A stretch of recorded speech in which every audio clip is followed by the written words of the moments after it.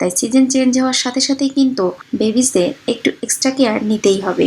So আমি প্রথমে নিয়ে নিব কিছু তুলসী পাতা। এখন আমি সবগুলো ইনগ্রেডিয়েন্টস দিয়ে দিব।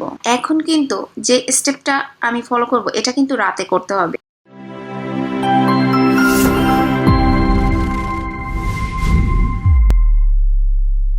আসসালামু আলাইকুম বিউটিফুল মামিস, কেমন আছেন সবাই? হোপফুলি ছোট্ট সোনামণিদেরকে নিয়ে অনেক বেশি ভালো আছেন। শীত আসি আসি করছে, আর এই সিজন চেঞ্জ টাইমে কিন্তু বেবিদের অসুস্থ হওয়ার প্রবণতা অনেক বেশি বেড়ে যায়। লাইক ঠান্ডা, কাশি, জ্বর, গলা ব্যথা, বিভিন্ন ধরনের প্রবলেম সাফার করতে থাকে আমাদের ঘরে আদরের সোনামণিরা। তাই সিজন চেঞ্জ হওয়ার সাথে সাথেই কিন্তু বেবিসদের একটু এক্সট্রা কেয়ার নিতেই হবে।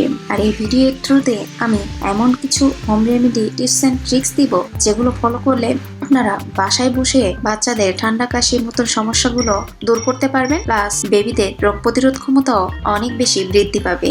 তো কথা না বাড়িয়ে চলুন চলে যাই মূল ভিডিওতে।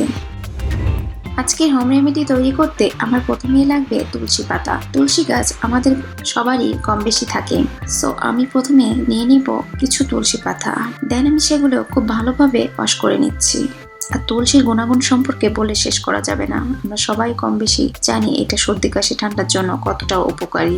দেন আমার লাগবে আদা অথবা জিঞ্জার। আমি আদাকে খুব ভালোভাবে কুচিয়ে নিয়েছি, দেখতেই পাচ্ছেন। আর আদার গুণাগুণ বলে শেষ করা যাবে না। আদাতে ভালো অ্যান্টি হিস্টামিন বৈশিষ্ট্য রয়েছে, যা এটি সর্দি, কাশি, গলা ব্যথা, নাক ফ্লু, হাঁপানি এবং শ্বাসযন্ত্র সম্পর্কিত অন্যান্য সমস্যার প্রতিকার করে।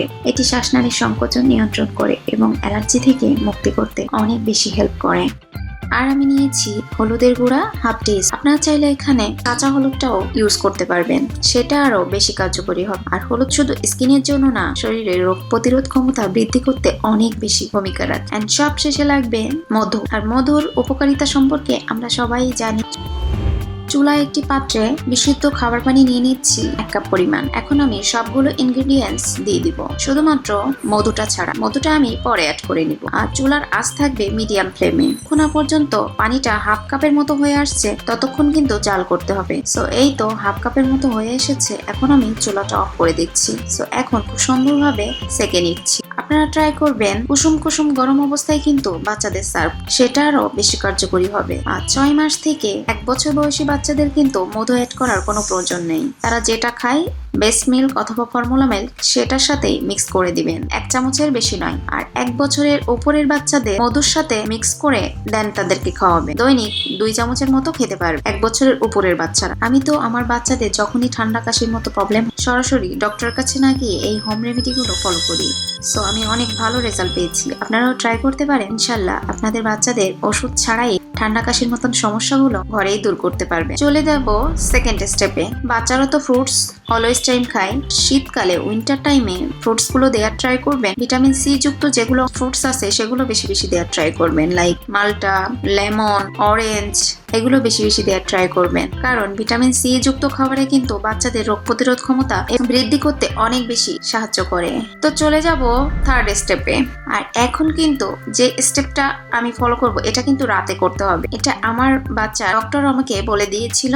তো সেইভাবে করলে কিন্তু আপনারা অনেক ভালো রেজাল্ট পাবেন। এটা রাতে ঘুমাতে যাওয়ার আগে বেবিকে জাস্ট হালকা কুসুম গরম পানি নিতে হবে। এই তো দেখতেই পাচ্ছেন আমি বোলের ভিতরে কুসুম গরম পানি নিয়েছি, যেটা বেবি টলারেট করতে পারবে। সো সেরকম পানি নিয়ে আমি পাটাকে জাস্ট ডুবিয়ে দিচ্ছি। সো এখানে 5 থেকে 10 মিনিট এরকম ভিজিয়ে রাখবে। আর এই তো 2 ভাই বোনের দুষ্টামি শুরু হয়ে গিয়েছে, মাশাআল্লাহ।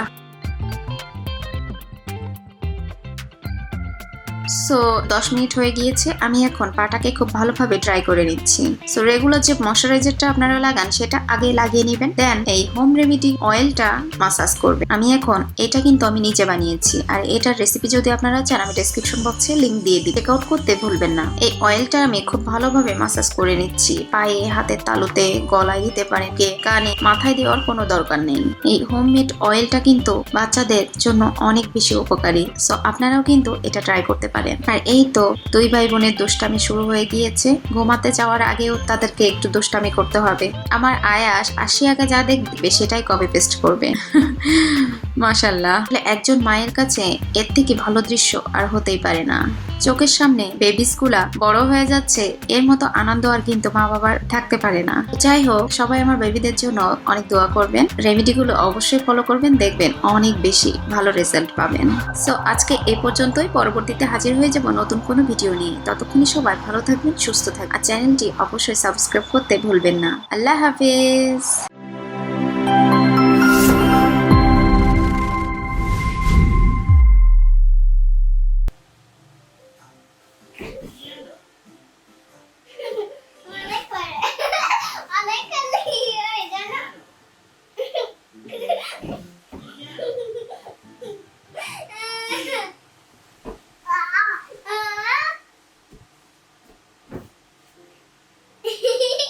না না, ওটা করে না মা, ওটা করে না।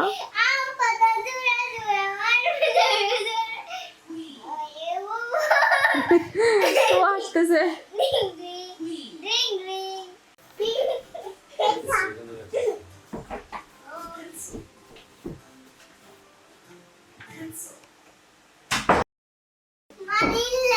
থাকতে থাকতে জমকার চিঙ্কা চিঙ্কা চিঙ্কা